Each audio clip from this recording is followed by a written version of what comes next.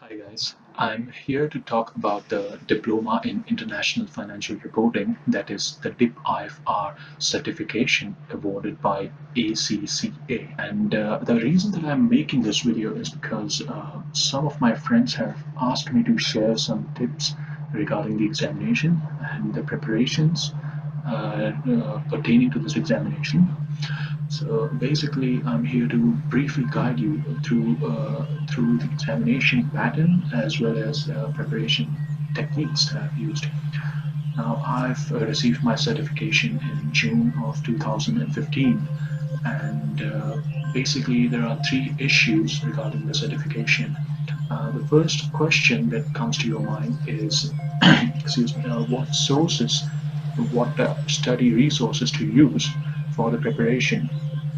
Well, I've used five different study resources. The first one is the list of the examinable documents, and that list basically gives you a brief idea of what the topics would be examined in your examination. Because sometimes some of the IFRSs and ISs are not applicable to your examination, so it doesn't make sense to study them in when there is time constraint. But other than that, if you wish to study, it's up to you. I mean, from the point of view of the examination, you need to know what is examinable and what is not. So the foremost document is the list of examinable documents, and then comes your BPP study text. Now, you could order this online, and I think it costs roughly about 210 British pounds. I think it might have gone up in the past year or so. So yeah, the BPP study text is the base of your preparations, because the BPP study text has the detailed content that is exactly as per the examinable documents. I mean, if you have gone through any of the past papers, you would see that the examination is divided into two parts.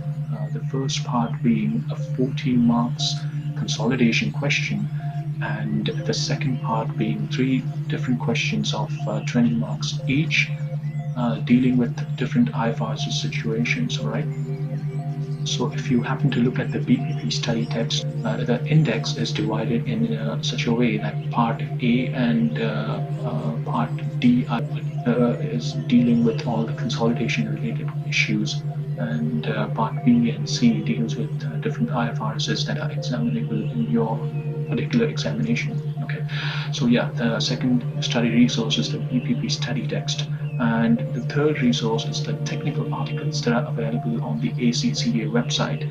Now, these articles are not necessarily examinable, but it helps you to go through these articles because it gives you a practical insight on what exactly is demanded from the outside world once you qualify the certification. Then there's always the online videos, and those videos would basically guide you in some of the areas where you find that the BPP study text is a little complicated and you're not able to understand the topics. The online videos help you in areas which you feel are difficult to understand from the BPP study text, all right? Examiners' comments, the solutions, and past question papers. Now, I think this constitutes, say, 40% of your preparations. Like the BPP study text is 60%, and this is 40%, because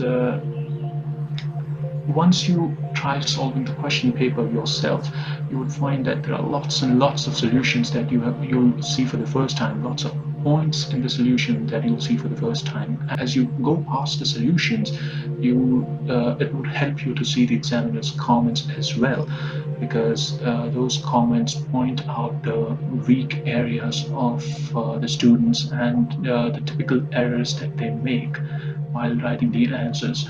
So these three go simultaneously, that is the question paper and the answers and the examinable comments.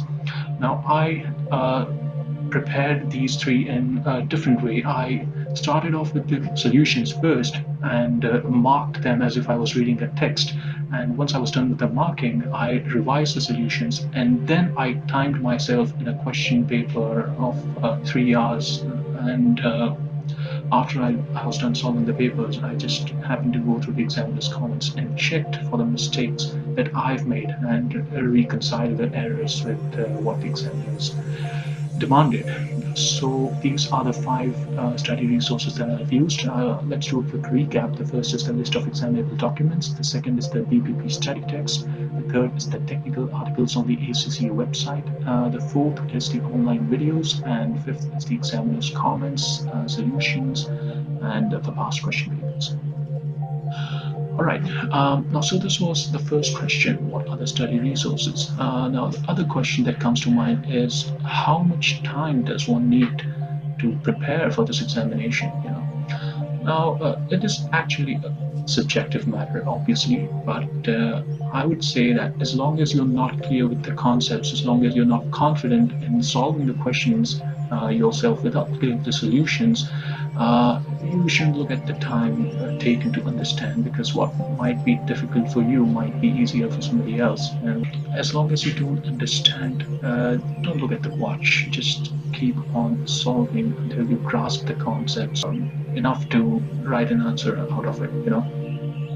As you've made out by now, I'm not a native English speaker, obviously, and it took me around 4 months to go through the entire study text and make my notes and preparations, and it took me, I say, around 3 to 4 hours a day, every day from Monday to Friday, and a few more hours on the weekends. And yeah, so it all depends upon your understanding of the concepts and what your practical experience has been in the field. Ask this, like, is it really helpful to get the certification? Well, I cannot really comment on this because it will depend on your goals, your career goals down the line. Like, if you know you will be dealing with the IFRSs and IASs, then by all means you should go ahead with the certification. Regardless of what your reason might be, once you get the certification, you will definitely be able to deal with consolidation issues and different IFRS issues, like preparing of cash flow statements, and it would definitely be an added advantage in your resume. Alright, so that's all I've got for now.